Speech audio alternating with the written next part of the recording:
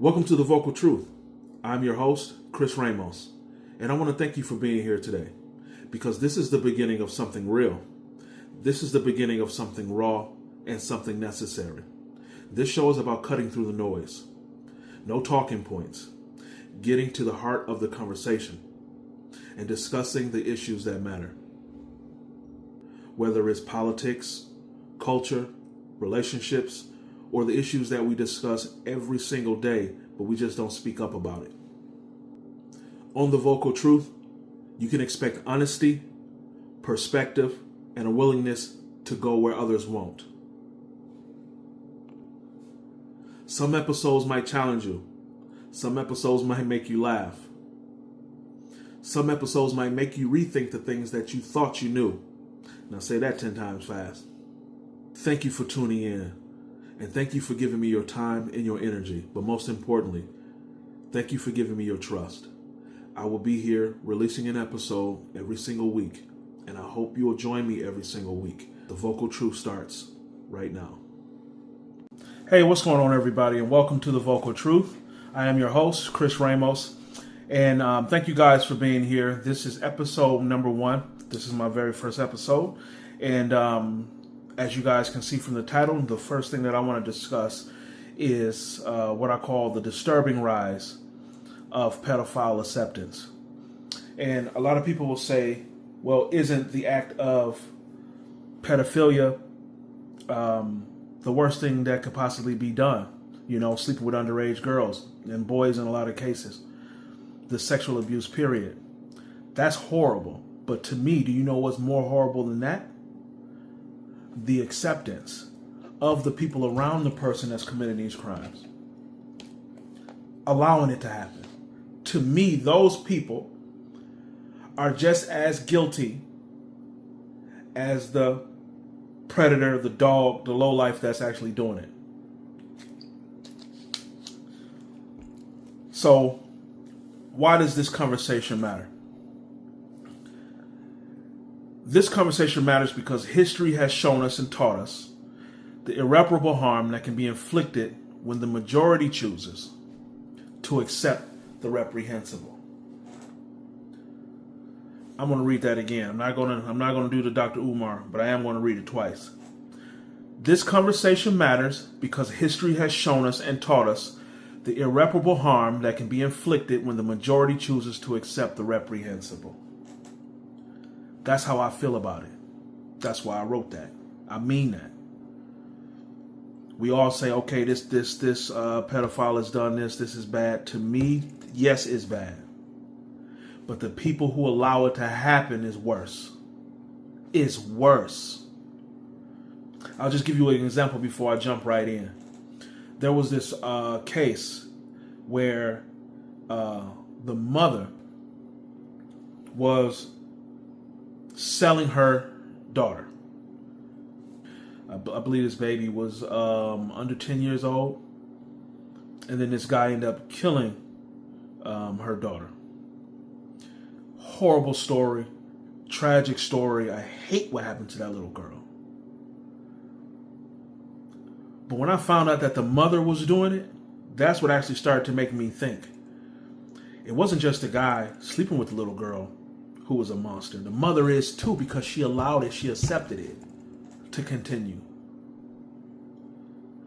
Because even if they didn't find out that the mother was doing this and they caught the guy and locked him up and the daughter survived, the person who accepted this to be done, which was the mother, would have done it again, and this little baby would have been hurt again. It would have continued.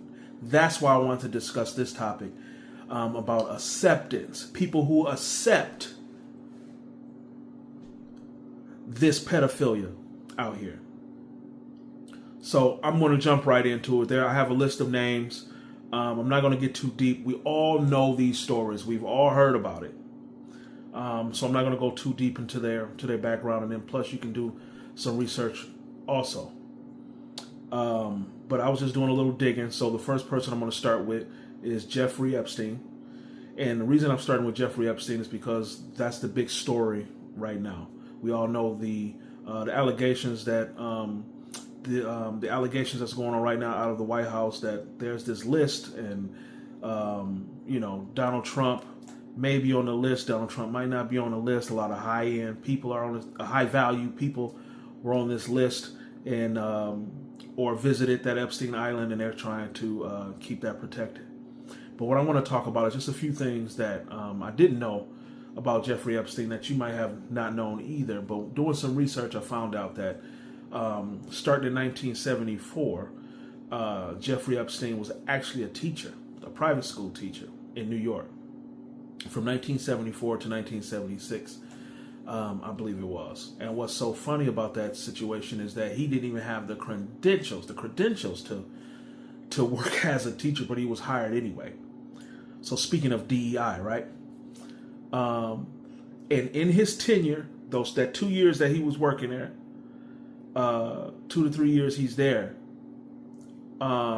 he has already shown signs of, favoriting underage girls. He's been going to parties that these young girls will go to, drinking and things like that.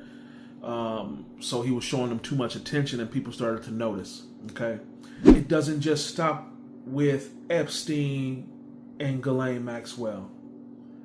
There were so many people who knew about this, and no one said anything, and none of them are locked up. R. Kelly. We know R. Kelly.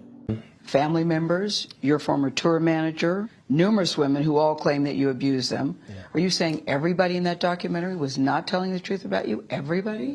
If you really look at that documentary, which I'm sure you have, I have. Everybody said something bad about me. Nobody said nothing good. Mm-hmm. They was describing Lucifer. I'm glad he locked up. I'm happy he's locked up for sleeping with those underage girls, and he finally got caught. But guess what? That's not even the worst of it. You know what's the worst of it is? His security guard, his bodyguards, his security, flying these girls in, the women at the studio, his friends, his family, everybody who knew about these underage girls being flown into him, or who he's sleeping with, or getting phone numbers with, or sneaking them to hotel rooms, they're all guilty.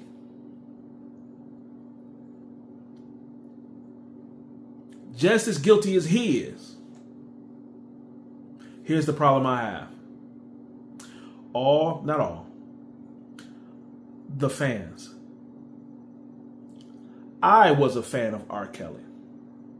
I loved his music, just like a lot of people do. Then he started sleeping with underage girls.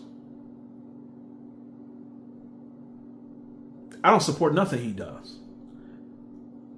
I don't want to listen to his music. If I can help it, I'm not going to choose it. If somebody's playing it somewhere, whatever.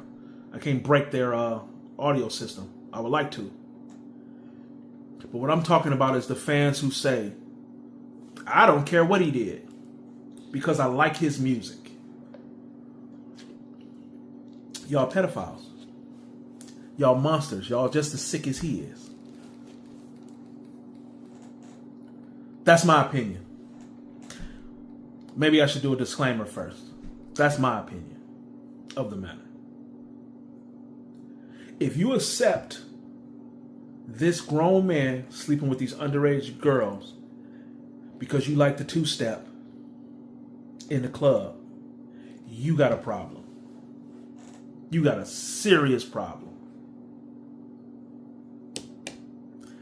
I don't give a damn how good his music is. The man slept with underage girls. And you accept it. That's dangerous. You know what's the crazy part about that? I'm going to tell you guys the crazy part. When I go online and I see people who say that.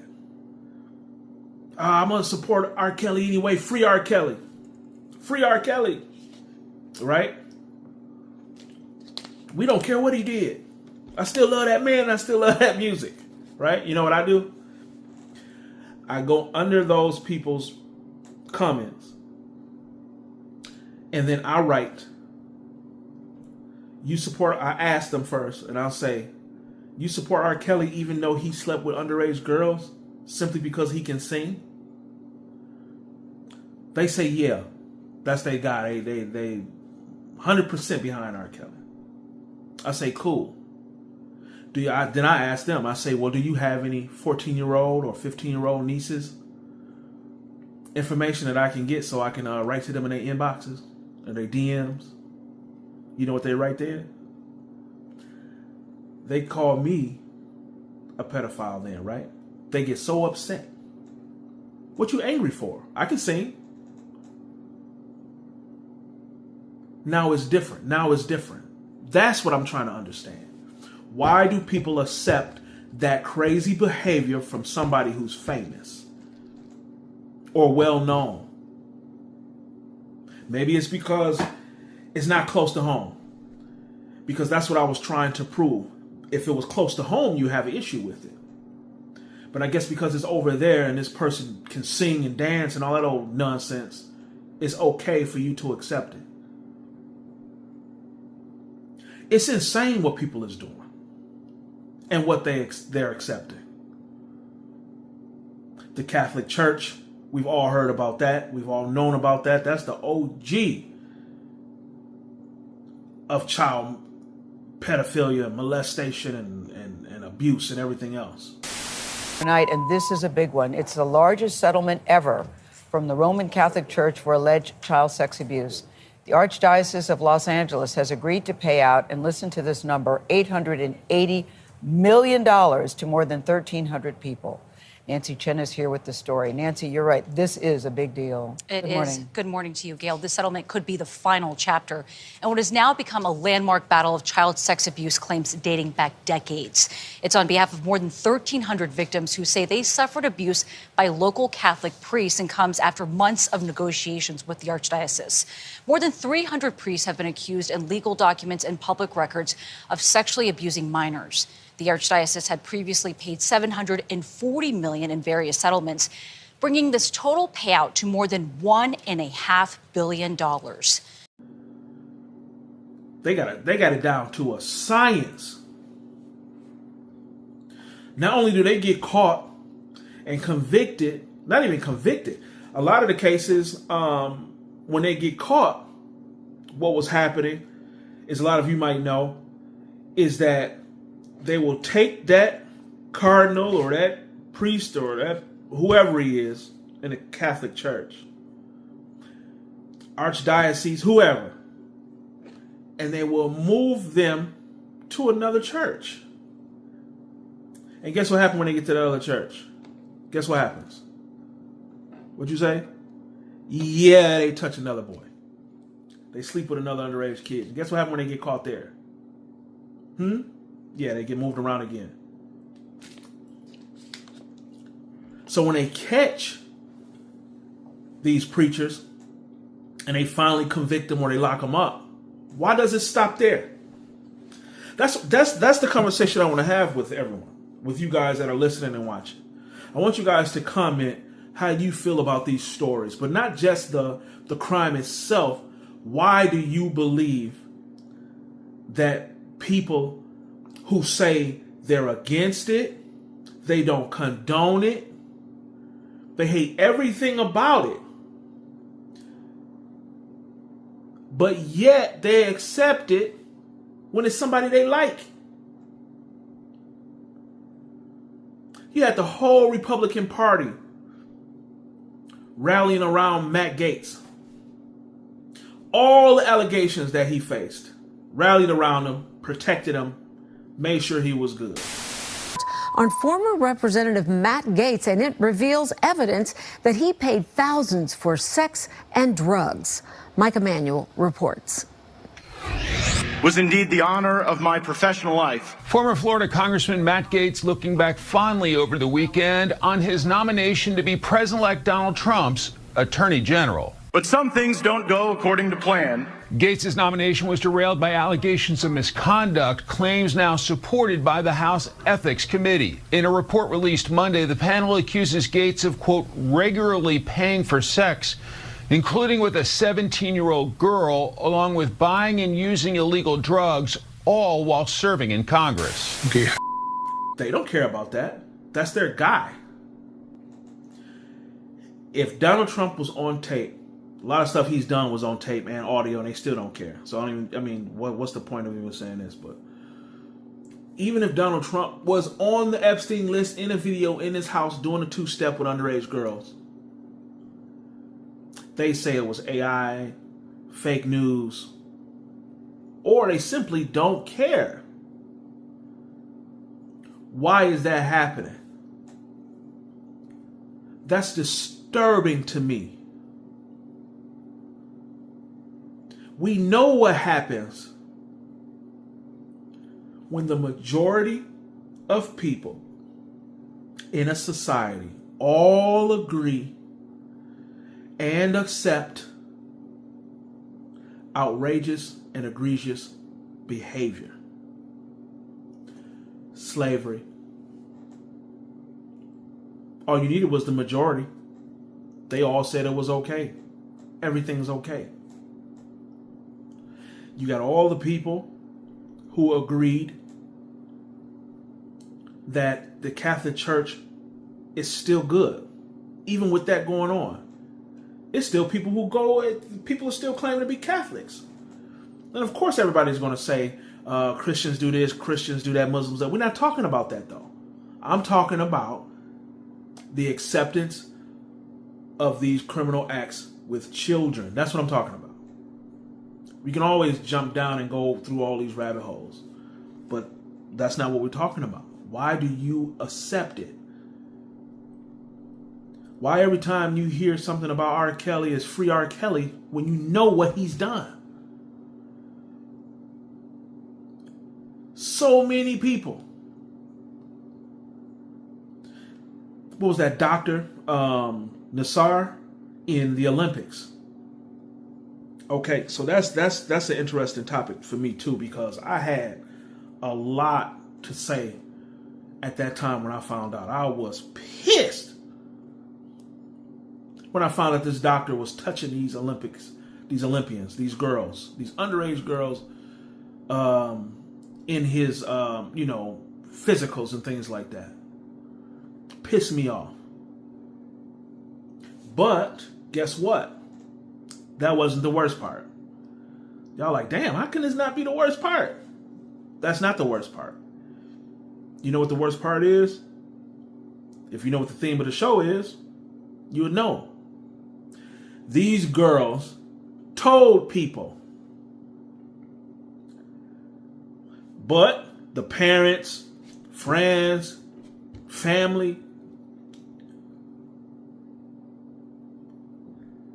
if they stopped this doctor who was known to ensure that these girls will pass these physicals and go on to be in the Olympics and be the best gymnasts ever, what's wrong with a little touching here and there? It's pathetic. Yeah, they got that doctor. But what about the people that let it happen?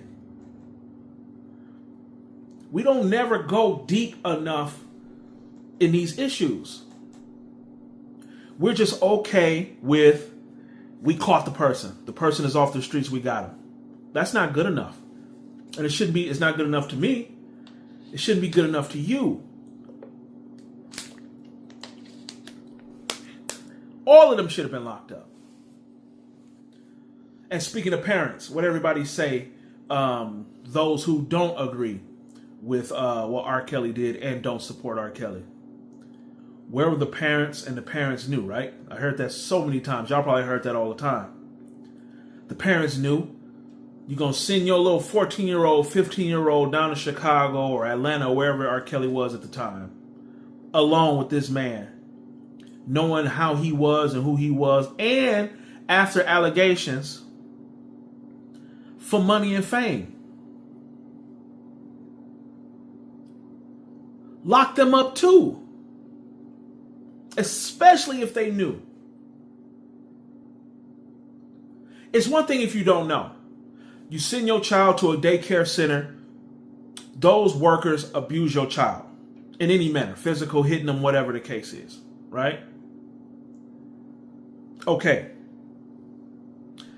Arrest those people. No fault on you. You didn't know. You did your research. They seemed to be clean. There was no criminal background, nothing, right? Everything was clean. Everything was good.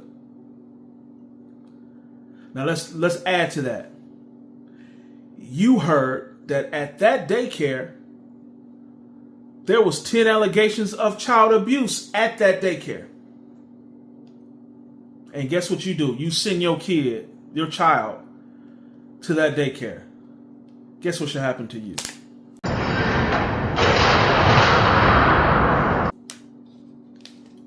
Yeah. You should be locked up too. You should be locked up too. Especially after you heard the allegations. I ask people this all the time when I'm talking about this issue.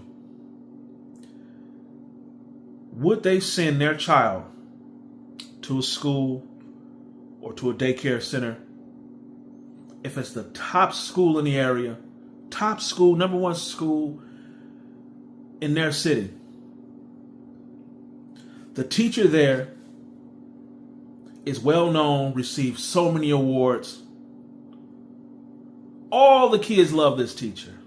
The faculty loves this teacher. He's been on the news. Like I said, got awards, everything. He's the best. But guess what? He touches little children. Are you going to send your child to that school? It's the best school. Your child's going to be number one in math. Your child is going to be number one in reading and science. They're going to have an advantage in life if they go to that school. That school is top tier. His team know his allegations. They know the reports that teacher has been getting. Are you going to allow your child to go to that school, or are you going to go to a school that's ranked 85th in the city? You're just going to ignore it and accept it? You know what's sad about that analogy or that situation? Is that there's a lot of people who wouldn't give a damn. They would risk their child's well-being, their safety, to have a come up or whatever it is for their child to push forward or have something for them to be proud of. Oh, my child got into the number one school. He didn't really touch him like that. It wasn't that bad. That's insane. That's why I want to do this. That's why I want to talk about these issues. I don't want to just talk about the issues, sexual abusers and R. Kelly and trying to throw R. Kelly, drag him through the mud and Epstein and Jared and all. That's not what I'm trying to do. That's not what I'm doing. The Catholic, because we all know this already. We're all old enough. We've all read it. We've all seen it on social media. We've been following this stuff for years. We know what it is. What I'm talking about is behind the scenes, the conglomerate of people who allows this type of nonsense to continue. I want those people punished, not just the perpetrator. Look at all the people that signed the damn wedding certificate for R. Kelly and Aaliyah, man. Wasn't she like 15? Where's the ethical code or the moral code of the person down at the courthouse that did it?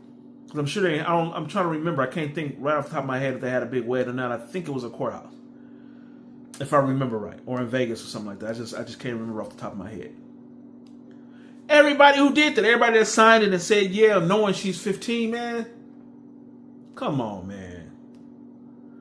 Yay, R. Kelly gone. What about all the people that let that happen for years? What is it, 20 years he did this? 25, 30 years? It wasn't just him, man. It was the people all around him. It wasn't just the priest, the archdiocese, the cardinal. It wasn't just them, man. It was everybody around him. It's fans. It's family. It's people who allows it to happen. That's the problem. We can't have it. So what I want to hear from you, because once I get enough comments, I'm going to reply to your comments in these videos. I'm going to go live on this topic so we can all actually have a verbal discussion as well.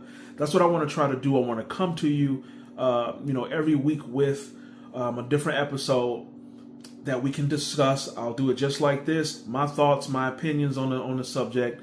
You can reply underneath if you agree or disagree. And then I'm asking for an open discussion. I'm asking for everyone who agrees with the person that perpetrated these crimes, but separates it. R. Kelly, for instance. Epstein, for instance. I like R. Kelly's music. I don't condone what he did. Why? I want to know why. Put those in the comments. And then hopefully every week I can respond. We're going to do this. We'll go live. And then we'll discuss it. And everybody can call in, chime in, or, whatever we have to do to discuss this. Thank you guys so much for watching this first episode. Like I said, it's just discussing the acceptance of pedophilia. That's a huge problem. That's the problem. We can't allow that to happen. You have to be able to see the person for who they are and stop supporting it. You can't. You just can't keep being fans of R. Kelly because his music is good, when what he did was horrible. And we can't stop talking about the people who supported him and allow him to do it. And Jared and the Catholic Church and Epstein, everybody. Matt Gaetz, Roy Moore, allegations and stories of Elvis Presley, Jerry Lee Lewis. What's the one man, the one that married his adopted daughter? Woody Allen. Come on. Roy Moore was another Republican who would go to these high school plays and things like this, messing around with 17-year-old girls, underage girls too. And he would go and visit them at their schools and things like that. But they just pushed him to the side. They let him resign, or they let him, they sweep it under the rug. You just go away, you go over there. That has to stop. Because the person that's sweeping it under the rug is accepting it and allowing it to happen. They should be arrested. Yes, I care about the people that's doing it. Yeah, I do. But I care more about the people in the situation that's allowing it to happen and to continue. So again, thank you guys so much for watching this episode and tuning in to The Vocal Truth. Like I said, I want to get to the heart of the conversation. I want to talk a little deeper about these issues and not just what's on the surface. Everybody out here is doing that. I don't want to just regurgitate the same thing. I'm trying to understand what's actually going on and why it's going on. That's the conversation I want to have. I don't want to hear any talking points. I don't want to hear whatever. I want to hear your honest opinion. Open dialogue here. Open discussion here. No one's judging anybody. This, because I want to hear it. I want to hear it. I want it to be discussed. If you support R. Kelly music, but not what he has done, explain why. Please. If you don't support R. Kelly and has stopped listening to his music, please explain why. Let's have a discussion. Get your comments in. Put your comments in and everything like that. I'll try to tag you all. Follow my page, please. Like, share, subscribe. So when I do go live, you can get the signal and you can jump on. As this progresses, I'm going to start trying to come on around the same time. Then that way you guys can be ready and I can be ready to have these shows. But again, thank you guys so much for tuning into The Vocal Truth. I am your host, Chris Ramos, and always remember, speak your truth. Thank you for watching The Vocal Truth. I really hope you enjoyed that episode. Please remember to follow, share, like, and subscribe. It really helps out my page. Thank you very much.